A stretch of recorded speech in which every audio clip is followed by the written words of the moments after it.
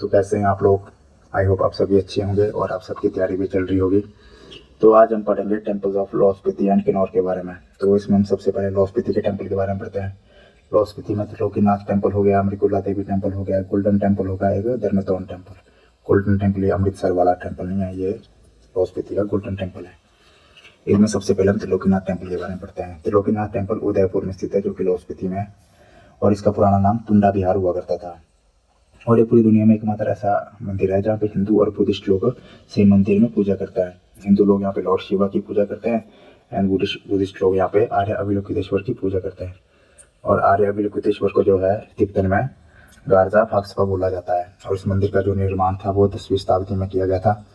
और 2002 में यहाँ पर कुछ स्टोन के इंस्क्रिप्शन मिले। उस इंस्क्रिप्शन में कहा गया था कि जो तवांजरा राणा जो है, इन्होंने इस मंदिर का निर्माण करवाया था।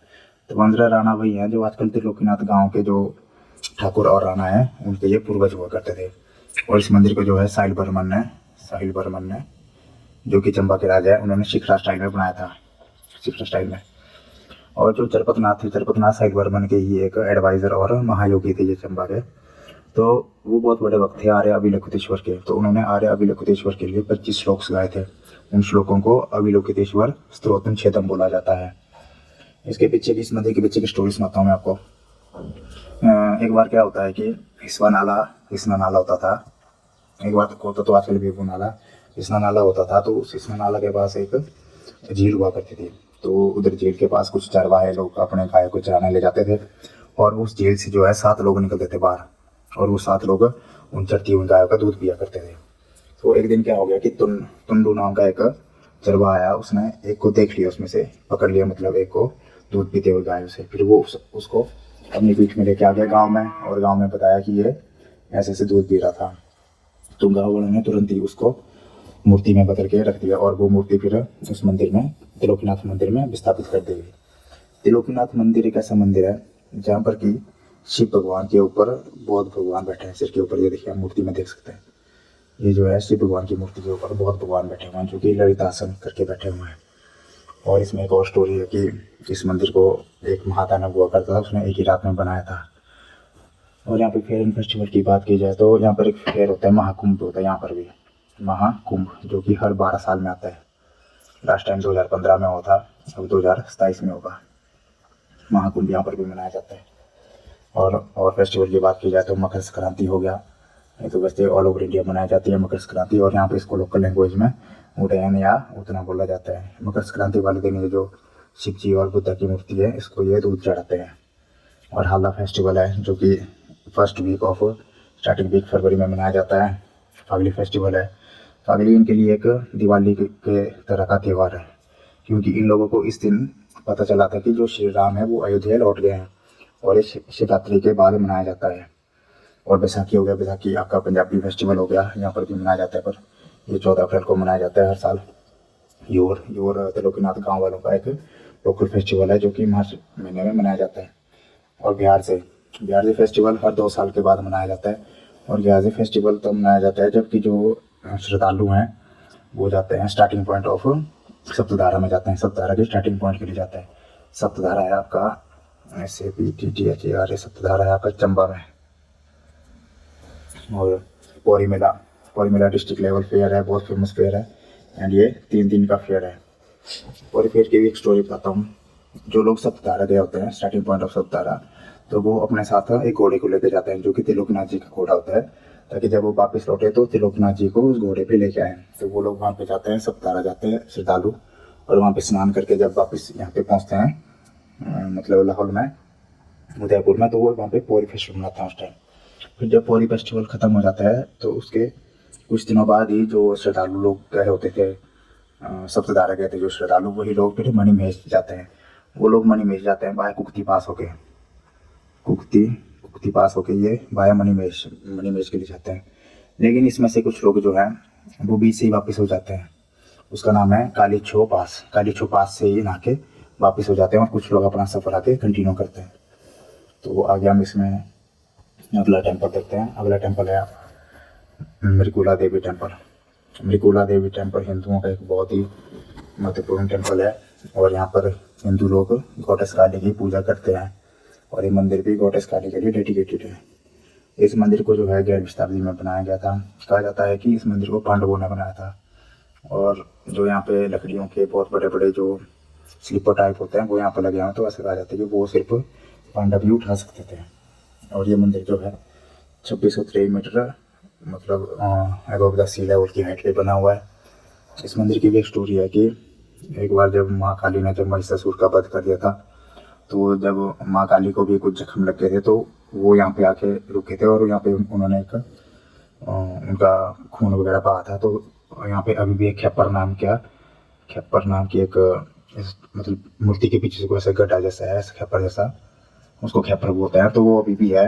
कहा जाता है कि इसको देखना वर्जित है, इसको नहीं देख सकते। और ये जो मेन मूर्ति है उसके बिल्कुल पीछे है ये चीज़, और इसको देखना मना है। और कहता है कि अगर इसको देख लिया तो वो आदमी अंधा भी हो सकता है। यहाँ पर एक क्या बोलते पुजारी हैं, वो बोलते हैं कि एक बार 1904 और 1905 में 4 बंदों ने इसको देख लिया था तो उनकी आंखें अंधी हो गई थी। और इसमें कुछ फेस्टिवल की बात की जाए तो यहाँ पे फागली फेस्टिवल मनाया जाता है। फागली फेस्टिवल। इस मंदिर के सामने एक बहुत बड़ी चट्टान है। वैसे तो वो चट्टान बहुत ही मतलब हज़ारों टन भारी है, इसको लाना बहुत मुश्किल है। और कहा जाता है कि अगर 4-5 श्रद्धालु अगर सच्चे मन से माता को पुकारते हैं और अगर वो बीच वाली उंगली से इसको हिलाएं तो वो हिल सकती है और उठ जा सकती है। और ऐसा भी कहा जाता है कि ये पत्थर तब रखा गया था क्योंकि जो पांडवों में से एक भाई थे भीम, वो पांडवों का सारा खाना खा जाते थे। तो इस पत्थर को तोड़ के वो लोग पांडवों और भीम को खाना दे देते ताकि औरों को भी खाना पच जाए। तो सोचो कि पांडव मतलब भीम कितना खाना खाता था और कितना ताकतवर हुआ करता था भीम। और आगे हम इसमें पढ़ेंगे। आगे है गोल्डन टेम्पल। गोल्डन टेम्पल ये जो है आपका अमृतसर वाला गोल्डन टेम्पल नहीं है, ये भी लाहौल में एक टेम्पल है। और इस टेम्पल को लोकल भाषा में यहाँ पे शेरकांग बोला जाता है। और ये टेम्पल जो है ताबू मोनेस्ट्री के अंडर आता है। और इसकी मुझे फ़ोटो तो मिली तब लगाई नहीं मैंने। हम पढ़ेंगे अगला धर्मटॉन टेम्पल। धर्मटॉन टेम्पल जो है ये भी एक लकड़ी से बना हुआ टेम्पल है। और यहाँ पे छत पे और दीवार पे इतनी नक्काशी कर रही है कि बहुत सारी ब्यूटीफुल नक्काशी की हुई है, जिसमें कि कुछ फिगर स्याका मुनि की हैं, सरीपुत्रा की हैं एंड मोगदलियान की हैं। और यहाँ पे दीवारों पे जो बुद्धा की 8 मेडिसिन हैं वो भी रखी गई हैं। और कुछ जो तिब्बतन गार्डियन थे मतलब जो रूलर थे उनकी भी फ़ोटोज़ वगैरह लगाई हुई, फ़ोटोज़ वगैरह मतलब नक्काशी वगैरह की हुई है। तो इसमें आगे हम देखते हैं अब किन्नौर के बारे में। तो किन्नौर के हम कुछ मंदिर के बारे में देखते हैं। किन्नौर में माथी टेम्पल आ गया, तरंडा देवी आ गया। माथी टेम्पल तरंडा है ये तरंडा देवी टेम्पल है जो कि निकुलसरी में है। महेश्वर टेम्पल जो कि सुंगरा में है। चंडिका देवी टेम्पल जो कि कोठी में है, कोठी है। उषा देवी टेम्पल जो कि निचार, बहुत स्पेलिंग गलत कर दी यार, निचार में है। बेरिंगनाग टेम्पल जो कि संगला में है। कामाख्या देवी टेम्पल जो कि कामरू में है। अब इसमें हम सबसे पहला टेम्पल पढ़ते हैं। सबसे पहला टेम्पल आ गया माथी देवी टेम्पल जो कि चितकुल में है। ये जो है किन्नौर का एक लोकल टेम्पल है चितकुल में। और कहा जाता है कि इस मंदिर में जो है 3 कॉम्प्लेक्स है बने हुए हैं, मतलब अलग अलग 3 मंदिर बने हैं। जो इसमें से सबसे पुराना मंदिर सबसे पहले वाला वो की है गढ़वाल के रेसिडेंस वालों ने बनाया था, गढ़वाल के रहने वाले लोगों ने, वो कि 500 साल पहले बनाया था। और जो इस मंदिर में जो माता की मूर्ति है वो अखरोट की लकड़ी से बनाई है। और मूर्ति के ऊपर जो बाल लगाए होते हैं ना ब्लैक, तो वो याक की पूंछ से बनाए होते हैं। और जो मूर्ति को उठाने के लिए 2 पोल लगते हैं, इन पोल को बोलते हैं वयंगा बोलते हैं 2 पोल को, जो कि मूर्ति को उठाने के लिए काम आते हैं। तो इस टेम्पल के बारे में आपको मैं स्टोरी बता देता हूँ। इस टेम्पल की स्टोरी ऐसा है कि जब माथी माता एक बार वृंदावन से शुरुआत करते हैं। वृंदावन से जब आते हैं तो वृंदावन से जाते हैं वो मथुरा से फिर वो जाते हैं बद्रीनाथ, फिर उसके बाद वो पहुँच जाते हैं तिब्बत में पहुँच जाते हैं माता। फिर तिब्बत से माता आती हैं वाया गढ़वाल होके, गढ़वाल मतलब आपका उत्तराखंड वाला, वाया उत्तराखंड होके सिरमौर होते होते वो सरान पहुँच जाते हैं माता। फिर वो आगे आते हैं, आके वो एक जगह आता है बेरूखड्ड में, बेरूखड्ड के पास, बेरू एक जगह का नाम है, तो वहाँ देखते हैं बेरूखड्ड है। तो वो देखते हैं कि बेरूखड्ड ने इस इलाके को जो है 7 डिफरेंट पार्ट में बांटा हुआ है। फिर उन्होंने देखा कि और 7 डिफरेंट अलग अलग पार्ट है तो इसके कोई वो भी नहीं है, मतलब कोई रक्षक नहीं है। तो वो जब अपना सफ़र फिर से आगे स्टार्ट करते हैं तो सबसे पहले वो शोंग विलेज पहुँचते हैं। शोंग विलेज में वो अपने वो एक भतीजे को जो है यहाँ का एक मुख्य क्या रक्षक जैसा बनाता है, उसका नाम होता है नरेनस। नरेनस को यहाँ का एक रक्षक चुनते हैं। फिर वहाँ से वो आगे जाते हैं, आगे वो चासू गांव में जाते हैं। चासू गांव के भी रक्षक को ये नरेनस को चुनते हैं, नरेनस को। फिर वहाँ से ये कामरू जाते हैं। कामरू में जाते हैं तो कामरू में देखते हैं कि इनके जो हस्बैंड है बद्रीनाथ जी, माता के हस्बैंड का नाम बद्रीनाथ जी था, वो यहाँ के रक्षक हैं। तो वो कामरू से फिर आगे को बढ़ते हैं, आगे फिर वो जाते हैं सांगला में। सांगला में भी वो अपने एक भतीजे को यहाँ का रक्षक चुनते हैं, जिनका नाम की बेरिंग नाग होता है। बेरिंग नाग जो कि रुपिन वैली को प्रोटेक्ट करते हैं। फिर उसके बाद वो आगे जाते हैं, बटसेरी में चले जाते हैं। बटसेरी जाते हैं, बटसेरी में देखते हैं कि वहाँ पर भी कोई नहीं है। फिर बटसेरी के भी उनको पता चलता है कि बटसेरी के भी जो रक्षक हैं वो बद्रीनाथ जी हैं, जो कि इनके हस्बैंड है बद्रीनाथ जी। तो फिर वो बटसेरी से आगे मूव ऑन करते हैं। तो बटसेरी से फिर जाते हैं वो रक्षम। बटसेरी से रक्षम जाता है। फिर रक्षम में देखते हैं कि यहाँ पर भी कोई रक्षक नहीं है। तो यहाँ के रक्षक के लिए भी वो अपने भतीजे को चुनते हैं, जिनका नाम की सांसरेस है।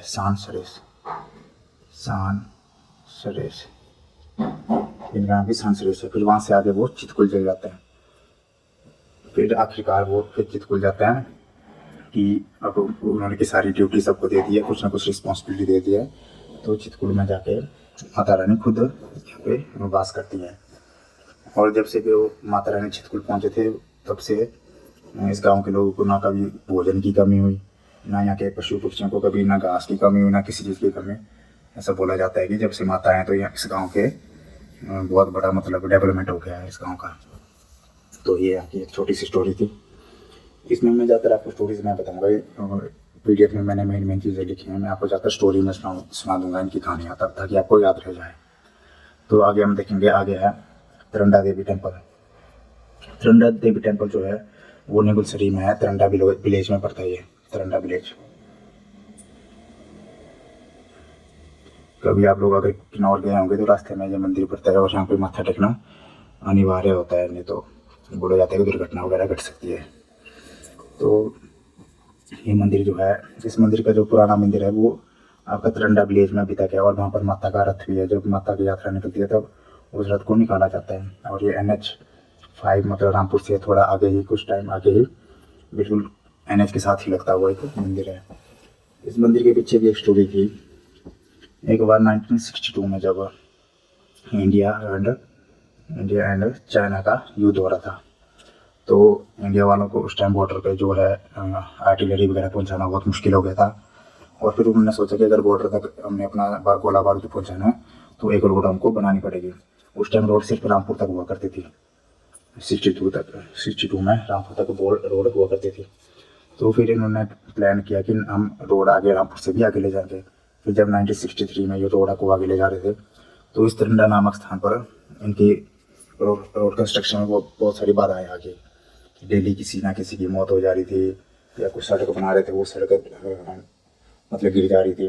तो उनको बहुत बड़ी सारी तकलीफ आ रही थी। और रोड बनाने वाले जो थे वो GREF वाले थे, जो कि आजकल इनको BRO बोलते हैं, रोड ऑर्गेनाइजेशन। उस टाइम इनको GREF बोला जाता था। तो फिर जो तरंडा विलेज के जो लोग थे वो चंद्रलेखा माता के पास गए, जो कि माता का स्वरूप है वहाँ पे। वो चंद्रलेखा माता के पास गए कि ऐसा हो रहा है, रोड वगैरह नहीं निकल रही, ऐसा वगैरह। उन्होंने सारी अपनी समस्याएं बताई।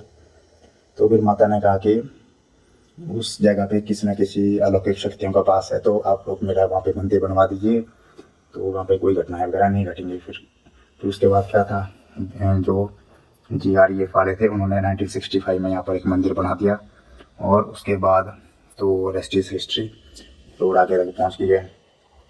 तो वही यहाँ की एक स्टोरी थी। तो आगे हम देखते हैं, आगे है महेश्वर टेम्पल। महेश्वर टेम्पल सुंगरा में पड़ता है, किन्नौर डिस्ट्रिक्ट के सुंगरा गांव में पड़ता है महेश्वर टेम्पल। और ये टेम्पल पूरा लकड़ियों से बना हुआ टेम्पल है। और ये पगोड़ा स्टाइल में दिख रहा है। ये पगोड़ा स्टाइल कैसी है, मल्टी स्टोरीज है और ऊपर एक गोल सा छत है, ये पगोड़ा स्टाइल। तो ये मंदिर जो है बहुत पुराना मंदिर है। और ये कहा जाता है कि यहाँ पर जो महेश्वर महादेव हुआ करते थे, उन्होंने एक बार जो है जो भीम होते थे, कहा जाता है कि जो भीम थे उन्होंने सतलुज के उस साइड से एक पत्थर इस मंदिर की साइड को मारा था, और जो महेश्वर महादेव थे इन्होंने इस पत्थर को बिल्कुल साइड में हटा दिया था। और जो पत्थर की आज भी उधर सड़क के किनारे पड़ा हुआ मिलता है कि पत्थर दूसरी साइड से भीम ने फेंका था, उसने दूर से फेंका था। और इस मंदिर के बिल्कुल सामने यहाँ पर आपको एक छोटी सी स्टोन दिख रही होगी ना, ये वाली स्टोन कहा जाता है कि 8th सेंचुरी की स्टोन है ये। यहाँ पे तब पता चलता है कि ये मंदिर बहुत पुराना है, ये स्टोन 8th सेंचुरी की पुरानी है। और ये सारा मंदिर लकड़ी से बना हुआ है, और सारी जो अंदर भी आपकी मूर्तियाँ वगैरह है वो सारी लकड़ियों से बनाई गई हुई हैं। तो आगे हम देखते हैं, नेक्स्ट आता है हमारा चंडिका देवी मंदिर। चंडिका देवी मंदिर जो है, चंडिका माता कौन थी? चंडिका माता जो है बानासुर की 18 बेटियों में से एक थी। बानासुर के 18 सन्स एंड डॉटर थे, और लड़कियों में से चंडिका जो है सबसे बड़ी थी, सबसे बड़ी बहन थी सभी लड़कियों में से। तो ये है आपका चंडिका देवी मंदिर। चंडिका देवी मंदिर आपका कोठी में। चंडिका देवी मंदिर की भी एक स्टोरी सुनाता हूँ मैं। जब बानासुर के जो ये सारे मतलब जो इनके बच्चे थे, उनको किन्नौर की कोई ना कोई टेरिटरी मिली थी। तो चंडिका माता के अंडर जो थी वो सैराग